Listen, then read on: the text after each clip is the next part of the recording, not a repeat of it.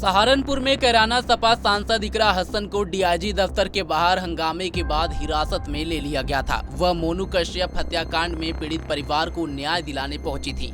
इस दौरान पुलिस से तीखी बहस और धरना देखने को मिला। सहारनपुर में मंगलवार को इस वक्त माहौल अचानक गर्मा गया जब सपा सांसद इकरा हसन और पुलिस के बीच डीआईजी दफ्तर के बाहर तीखी नोकझोंक हो गई। मामला इतना बढ़ गया कि सांसद को हिरासत में ले लिया गया। बताया जा रहा है कि वह एक हत्या के पीड़ित परिवार को न्याय दिलाने पहुंची थी, लेकिन बातचीत से पहले ही विवाद खड़ा हो गया और देखते ही देखते पूरा घटनाक्रम हाई वोल्टेज ड्रामे में बदल गया।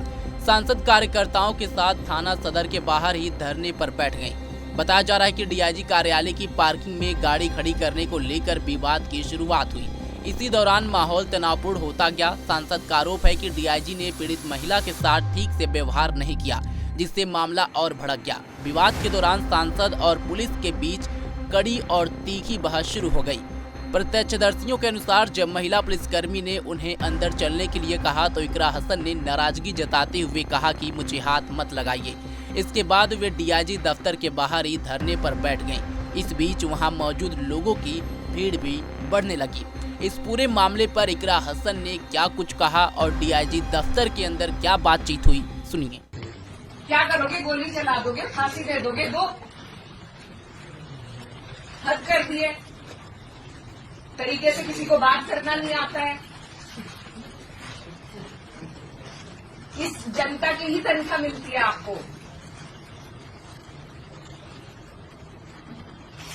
इनकी नौकरी पे हो आप, हम आपकी नौकरी पे नहीं है।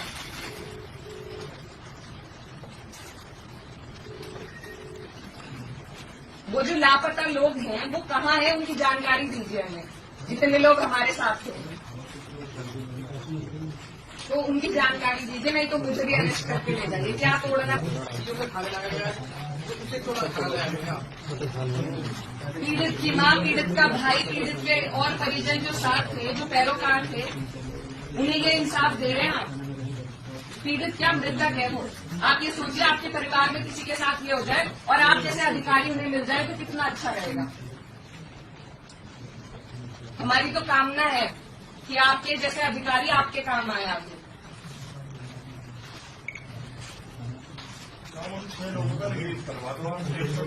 नहीं तो आप मुझे भी अंदर भेजो, या तो उन्हें छुड़वाइए या हमें अंदर भेजिए। आप अपने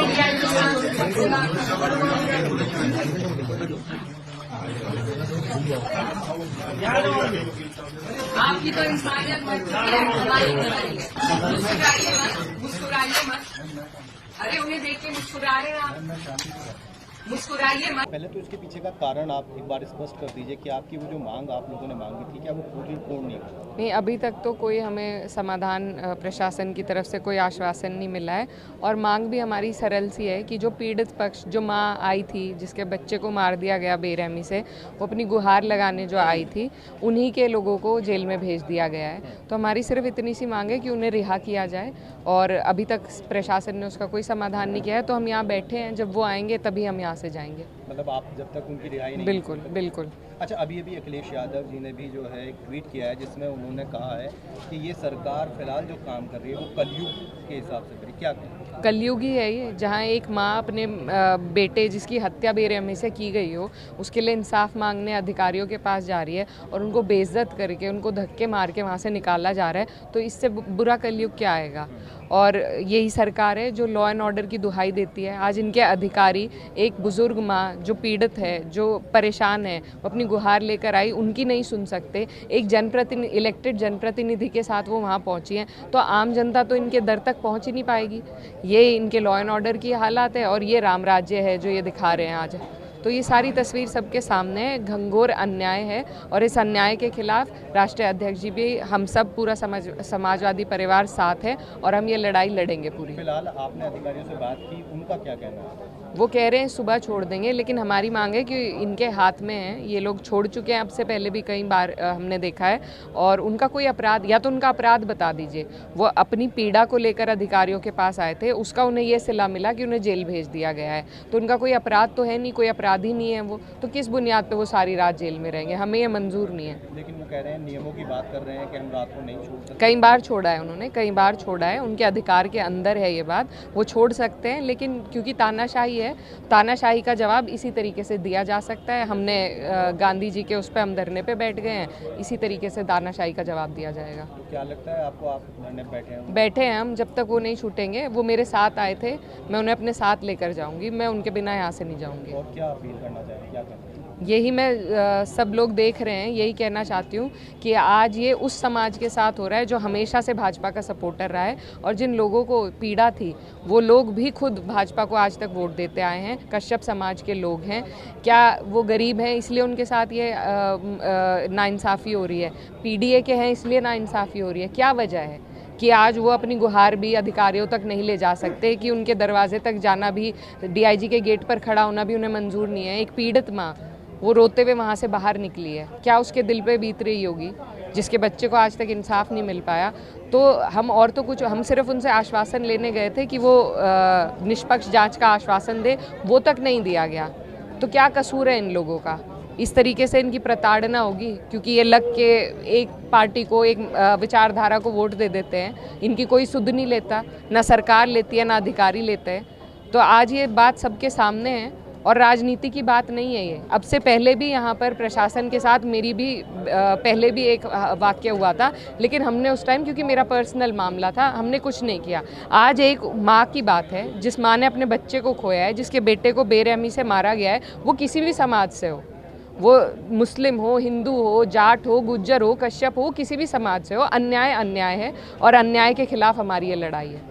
विपक्ष भी, जो भाजपा है, वो कह रहे हैं कि अगर कश्यप समाज के ना होते तो शायद इतनी राजनीति ना हो। देखिए 20-25 दिन हुए हैं जब से वो बच्चा, वो लड़का जिसकी बेरहमी से हत्या कर दी गई, 20-25 दिन, और जो लोग इसमें राजनीति करना चाह रहे हैं, हम लोगों ने सिर्फ वहाँ जाकर अपनी संवेदना व्यक्त करी। अगर उनके लोग, भाजपा के लोग, अगर इन लोगों के प्रति जागरूक होते, थोड़ी संवेदना रखते, तो वो इन्हें इंसाफ दिला चुके होते अब तक। इन्हें हमारे पास आने की ज़रूरत नहीं थी।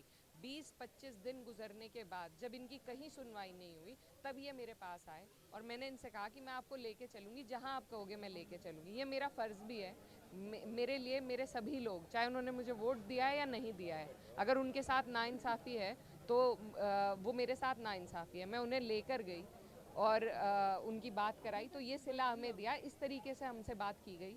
एक बुजुर्ग महिला रोते हुए दफ्तर से बाहर निकली है, ये दस्तूर है, ये कानून व्यवस्था है इनकी।